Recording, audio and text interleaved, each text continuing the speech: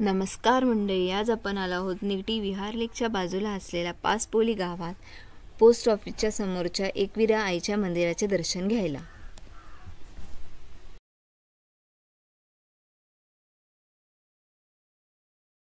चला मग मंदिराच्या आत जाऊ.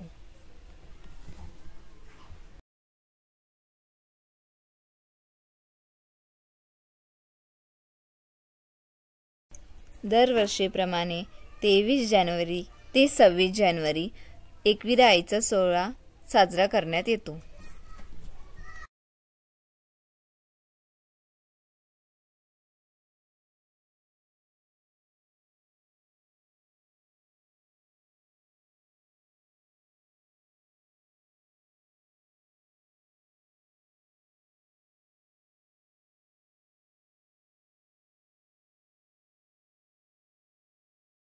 श्री गावदेवी मंदिर, ग्राम देवस्थान.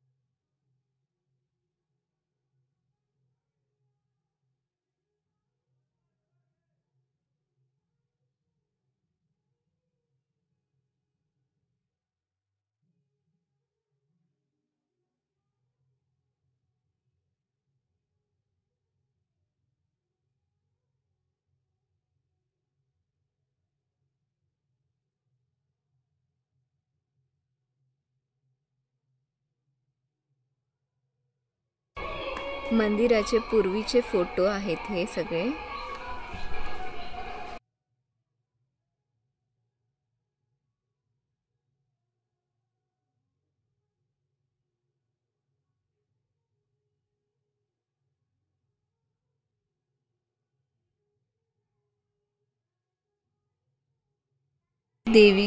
देवीचा अभिषेक झाल्यानंतर ही नवग्रह पूजा घालण्यात आली.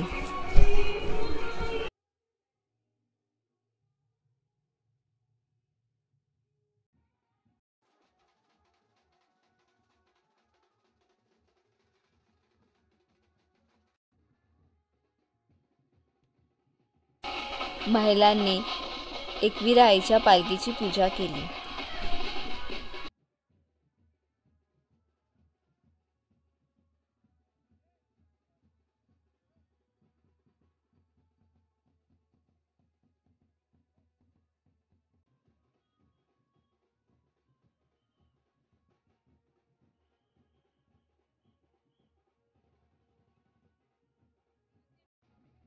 पालखी सोहळा खूप मनाला भावेल असा होता.